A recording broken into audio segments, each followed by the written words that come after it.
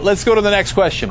What's the debt got to do with it? Republicans managed to turn everything, including talk of creating jobs, into a lecture on the country's debt. What House Majority Leader Eric Cantor said today after meeting with Vice President Biden. Listen. We believe that much of the problem surrounding the lack of job creation and growth in this country has to do with the fact that there isn't a credible plan to manage down the debt and deficit in this country. All right. Okay, Heidi, do people really believe this? I mean, do Republicans really believe this, that if we cut spending, that somehow magically jobs will grow? Well, we have to cut spending because people won't hire anyone if they're not know what the future is going to be for the country. That's the problem. The biggest problem is confidence. It's not that all these companies in America don't have any money.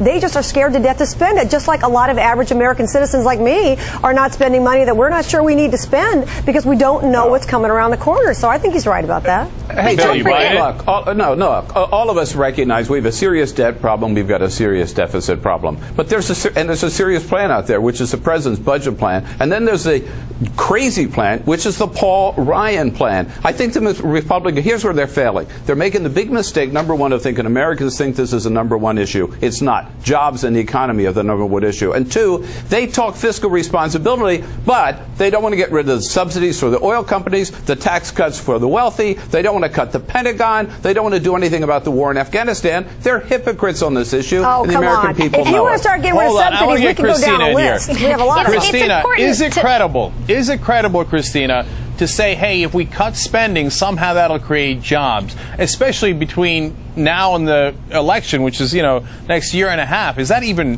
feasible? How would that work?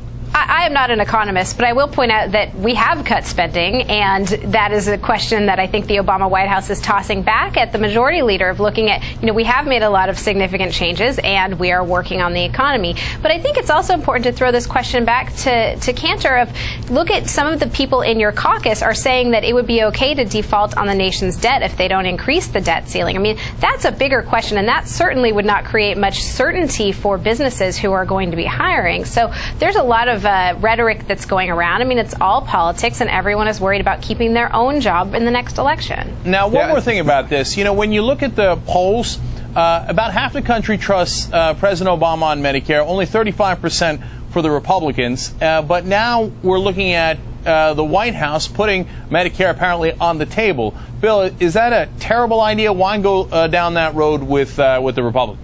Look, it came up today at the briefing, Cenk, and let's be careful. The president is not putting Medicare on the table to kill it the way Paul Ryan is, the way the Republicans who adopted the Paul Ryan plan are. What the president is saying is there's significant savings in how you deliver Medicare over the next 10 years that can save money. In other words, reform it, don't kill it. There's a big difference there, and the American people understand. Here's the problem, Bill. I think the Republicans committed political suicide by adopting the Ryan plan. They voted for it. It's their baby. Yeah, but the problem is your version of saving Medicare, reforming Medicare, is to pay doctors less money. I got news for you, buddy. A lot of doctors are not going to take Medicare patients. Do you know the doctors don't have to? Doctors don't have to take Medicare patients. Heidi, that's not part of the plan. You're behind the curve there. Heidi, you don't need your facts. That's behind the curve. That's been said. What you're talking about, reform is paying doctors less money. Heidi, let me ask you a different question. If the White House comes in and says, look, we cut Medicare, but we're not calling it cutting it, we're calling it reforming it, does that let you guys off the hook? Do you feel like, hey, thank God, man, we were getting killed on this issue. Now here comes the Democrats to the rescue? I don't think we're getting killed on the issue on the right. I think we people on the right don't want to kill Grandma. We want Grandma to have Medicare. Here's the difference. The Democrats who say that Medicare is not in trouble are lying to you. And if you want to believe their lies, you can. I want Grandma to have that. I don't want Grandma to die. Heidi, I got two words for you. Yeah. New York 26. You tried that argument in the most conservative district in New York State, and you lost your shirt on it. But Christina, real quick question for you. That is one special Christina, election. put aside whether you agree or disagree on the Medicare cuts, etc. It does seem objectively that the Republicans are not in good shape on it. Poll numbers, 26th district, etc. Am I seeing that wrong?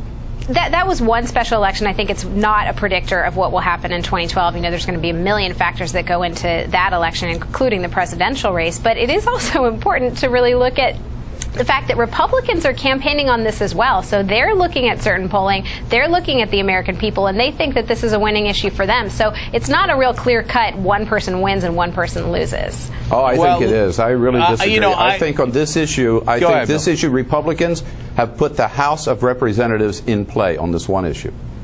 Well, then, Bill, okay, if they have, I mean, no matter how you spin it and you say it's reform or not reform, if the White House says, yeah, we're going to help them cut it a little bit, don't you lose at least the rhetorical advantage, let alone the policy, which I don't necessarily agree with?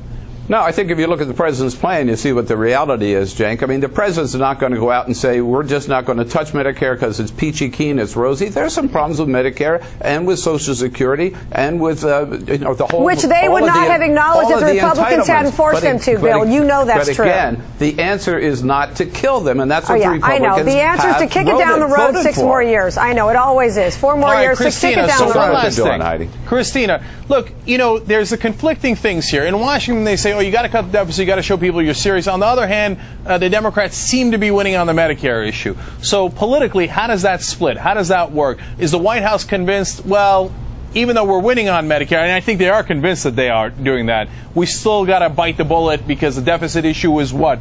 More important to the country? More important to Washington? How does it play out? I mean, I think they recognize the deficit is important. That's why the president has said that that's what he wants to focus on this year. But consider what Obama has done in many cases. He's compromised on tax breaks for the wealthy, which he said he campaigns about taking those away, and he signed a plan that continued to extending them.